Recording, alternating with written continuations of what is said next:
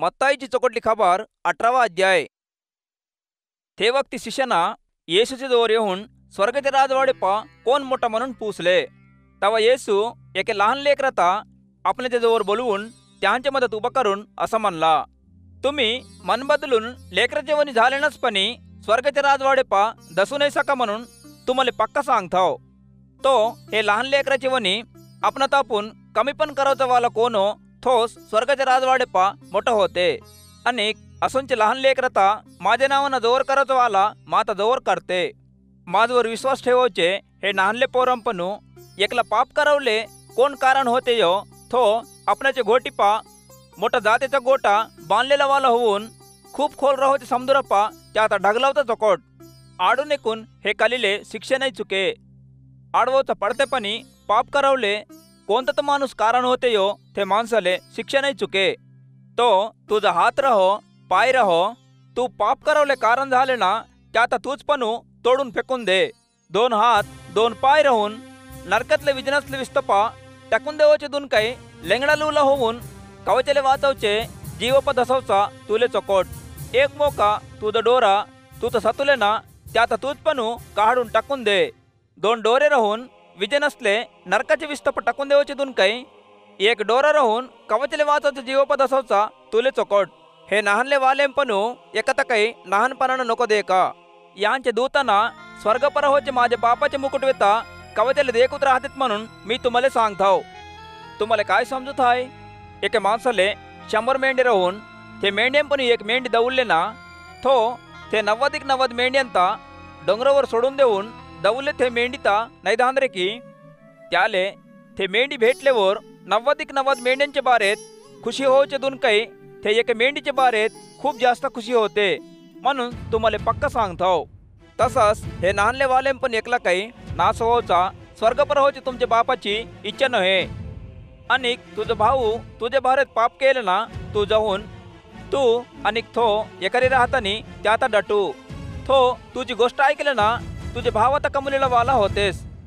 पण तो नाही ऐकले ना दोघी तिघी गवेदारांचे तोंडपा हरी एक गोष्ट टिकून रहे जोग तू एका दोघांचा संग धरून त्याजवळ जाय। थो त्यांची गोष्ट नाही ऐकले ना ते घटना संगमाले सांग। थो संगमाची गोष्ट नाही ऐकले ना तू त्याता युद्ध जातीचा नाही झाला वालावनी अनेक टॅक्स वसूल करायचा वालावनी निवड। भुईवर तुम्ही काहता बांधतायो त्याहंता स्वर्गप बांधवता पडते, भुईवर तुम्ही काहता सोडतायो त्याहंता स्वर्गप सोडवता पडते म्हणून तुम्हाला पक्का सांगताव। आणि मी तुम्हाला सांगावचं काय म्हणले ना तुम पण दोघी जना तुम्ही मागावचं काहच्याही बारीत राहो भुईवर हो म्हणले ना ते स्वर्गपर होचे माझ्या बापाकून त्याहले भेटतात म्हणून तुम्हाला सांगताव। कसं म्हणले ना दोघी तिघी माझ्या नावानं कोटी मिरून राहते तो ते त्यांच्या मदत मी राहतो म्हणून सांगला। ते वक्ती पेतूर येशूच्या जवळ येऊन प्रभू माझा भाऊ माझ्या बारेत गलती केले ना मी कितीक बार ते आता माफी करू 7 बार की म्हणून पूसला। त्यासाठी येशू त्यात असं म्हणला 7 बारूच नाही पण तू 770 बार माफी कराव म्हणून मी तुले सांगताव। म्हणून स्वर्गाचा राजवाडा आपणाच्या नौकरांच्या जवळ हिसाब देखवले निर्णय केलेले एके राजाचे बरोबर आहे। तो हिसाब देखावता सुरू केल्यावर राजेले 10,000 तोले चांदी बाकी देवावर राहिले एकता त्याजवळ धरून आले। बाकी खंडवले त्या काहीच नाही राहणे कोण त्याचा मालिक त्याता आणि त्याचे बायको लेकरांता त्याला राहिले समजेत विकून बाकी खंडवू म्हणून आज्ञा दिला। त्यासाठी तो नौकरदार त्याचे पुढे उबडा पडून हात जोडून माझ्या बारेत सबर कर तुले समजेत खंडूत म्हणून सांगल्यावर ते नौकरदारता मालिक त्याजवर दया दाखवून त्यात सोडून देऊन त्याची बाकी माफी केला। तवा तो नौकरदार बाहेर जाऊन आपणाले 100 दिवसांची मजुरी बाकी राहोचे आपण संग काम करायचे वालेंपल एकदा देखून त्याची घोटी धरून तू घेतलेली बाकी खंडू म्हणून म्हणला।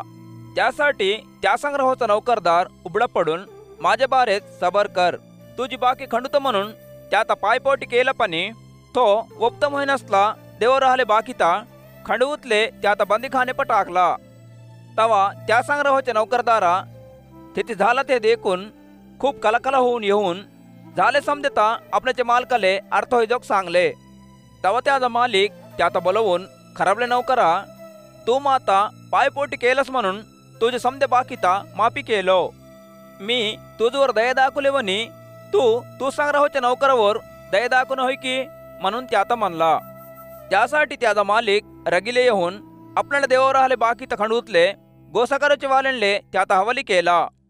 तुमपन हरी एकला आपल्याच्या भावाता पूर्ण हृदयानं माफी नाही केले ना, स्वर्गपर होचा माझा बाप तसेवनीच तुम्हाला करते म्हणून म्हणला.